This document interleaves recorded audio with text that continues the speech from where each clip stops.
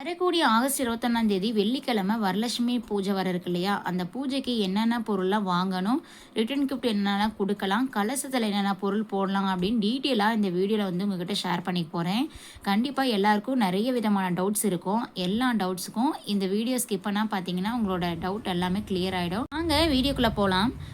First ஒரு பூஜைக்கு ரொம்ப ரொம்ப தேவையான பொருள் என்னான்னு நான் ஃபஸ்ட்டு எழுதியிருக்கேன். அது என்னென்னன்னு பார்த்துடலாம். எல்லா பூஜைக்குமே ஃபஸ்ட்டு தேவையானது மஞ்சள், குங்குமம், அதுக்கப்புறம் வெத்தலை, பாக்கு, வாழைப்பழம் கட்டாயம் தேவை. வெத்தலை பாக்கு இல்லாமல் நம்ம எந்த ஒரு பூஜையும் நம்ம பண்ண மாட்டோம் இல்லையா? கண்டிப்பாக வெத்தலை பாக்கு, வாழைப்பழம். அப்புறம் பார்த்திங்கன்னா மாயிலை வந்து நிலவாசல்லையும் வந்து கட்டுவோம். அதேமாதிரி கலசத்தில் நம்ம தேங்காய் வச்சு வைப்போம் இல்லையா? அதுக்கு வந்து மாயிலை யூஸ் ஆகும். அடுத்ததாக பார்த்திங்கன்னா பூ வந்து சாமந்தி பூ, செவ்வந்தி பூ இதெல்லாமே நம்ம வாங்கி வச்சுக்கலாம். அம்மனுக்கு ரொம்ப பிடிச்ச பூ மல்லிகைப்பூ சொல்லுவாங்க. அந்த பூ வந்து நம்ம வச்சுக்கலாம். தாமரை பூ வந்து ரொம்ப பிடிக்கும். அது வந்து இருந்துச்சு அப்படின்னா கிடைச்சிதுன்னா அதை வந்து நம்ம வாங்கி வச்சுக்கலாம்.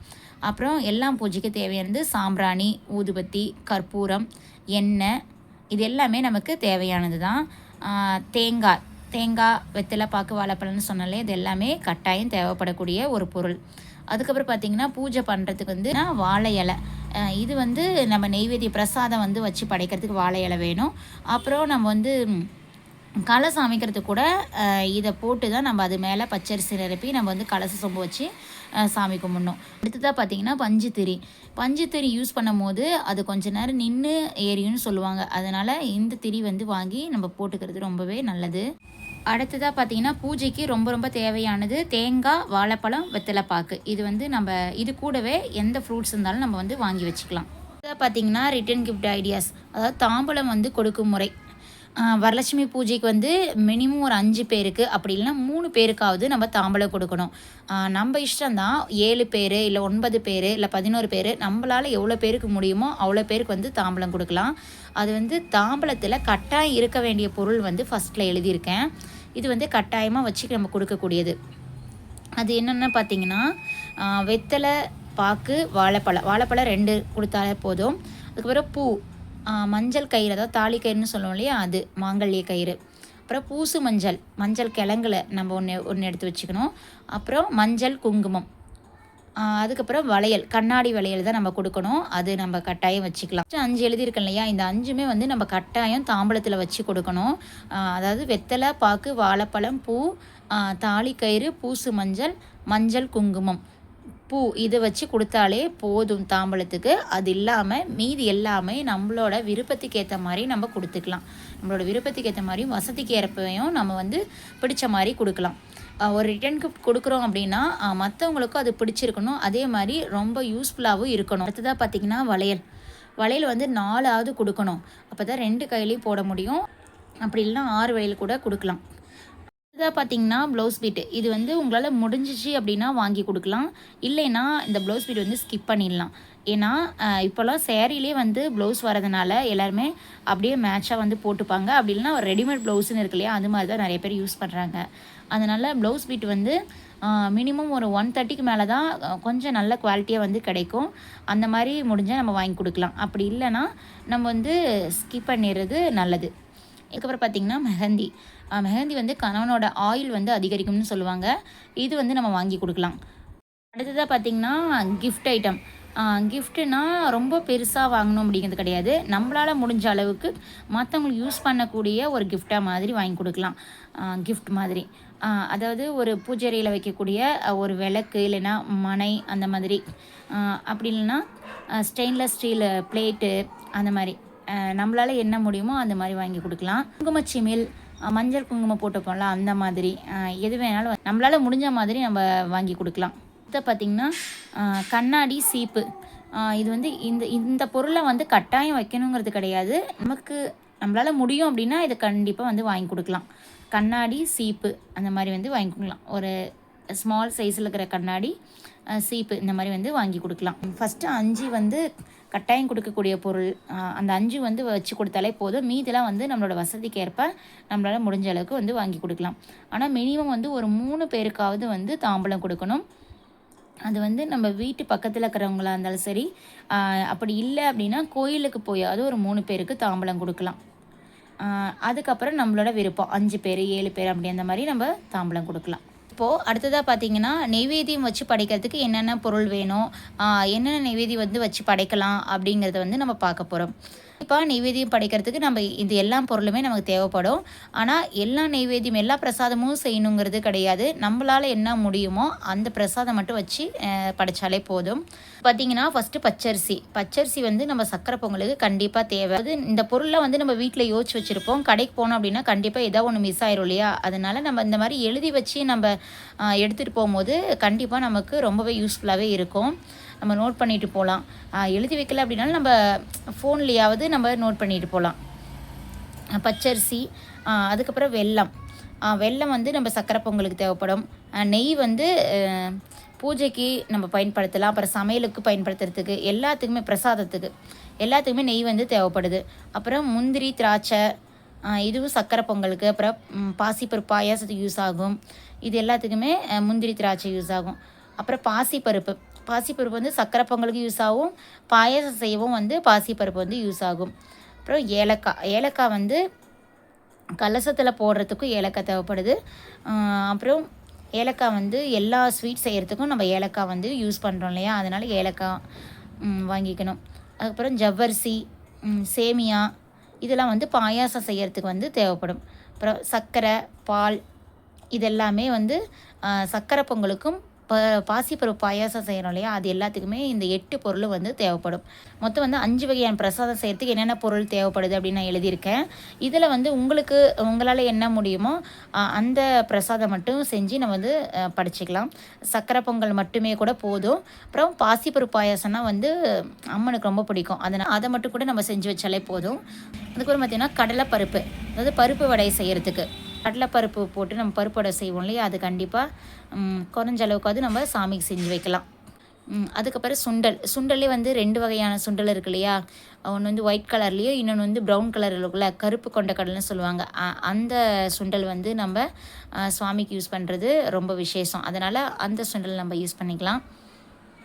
சுண்டல் வைக்கலாம். சக்கரை பொங்கல், சுண்டல் இது 2மே வச்சு நம்ம படைக்கலாம். அப்புறம் சாதம், இதில் வந்து நான் 4 வகையான சாதம் வந்து எழுதியிருப்பேன். இதில் அதிகமாக ஒரு சாதமாவது செஞ்சு வச்சு நம்ம சாமி கும்பிடலாம்.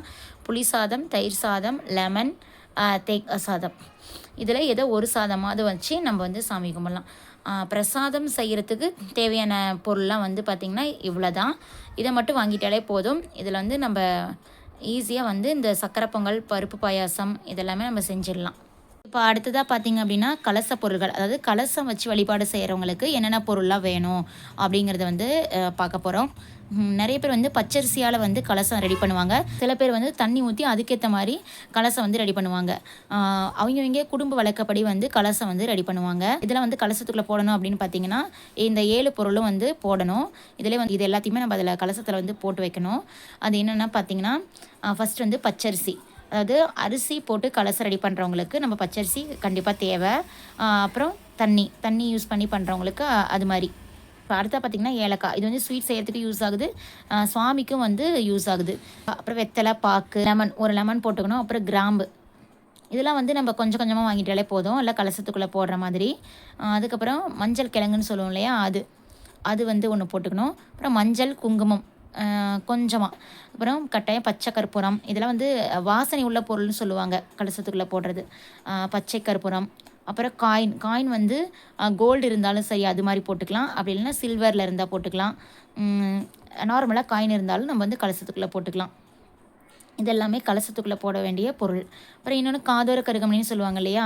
அது வந்து யூஸ் பண்ணிக்கலாம். அது வந்து அதுக்குள்ளே போட்டுக்கலாம். அப்புறம் ஜாதிக்காய், மாசிக்காய் அதெல்லாம் சொல்லுவாங்கள்ல, இதெல்லாமே கலசத்தில் போடக்கூடிய பொருள்கள் தான். இதில் வந்து என்னென்ன பொருள் கிடைக்குதோ அத்தனை பொருள் வந்து நம்ம கலசத்துக்குள்ளே போட்டு நம்ம வழிபாடு செய்யலாம். இதெல்லாமே கலசத்துக்குள்ளே போட வேண்டிய பொருள் தான்.